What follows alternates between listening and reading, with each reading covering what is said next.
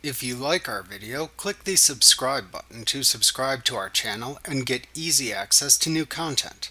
To see our full suite of ad-free video courses and training materials, visit us at teachucomp.com. The Paint Bucket tool fills adjacent pixels that are similar in color value to the pixels that you select with either the selected foreground color or with a pattern. To use this tool, click the Paint Bucket tool in the toolbox. Then look in the Tool Options bar. At the left side of the Tool Options bar, you can select a button to set the type of fill to apply when using this tool. The fill defaults to using the foreground color fill. If you select the Pattern Fill button, then use the Pattern drop-down that appears to the right to select which pattern to use for the fill. Next, for either fill type, use the Opacity slider to set the transparency percentage for the fill. Use the Tolerance slider to set a value from 0 to 255. A lower number will only fill colors in the image that are very similar in color to the pixels that you select in the image.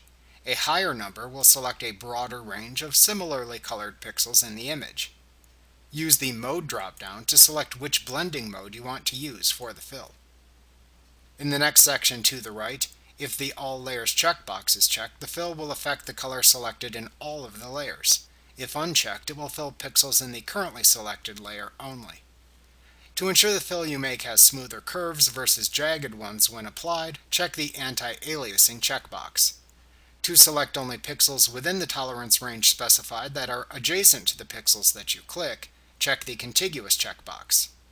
To then apply the fill, place your mouse pointer over the pixels within the image that are the color that you want to replace with your currently selected fill, and then click to apply the fill to those pixels. Remember to click the subscribe button to see more of our videos. Get ad-free courses at teachucomp.com.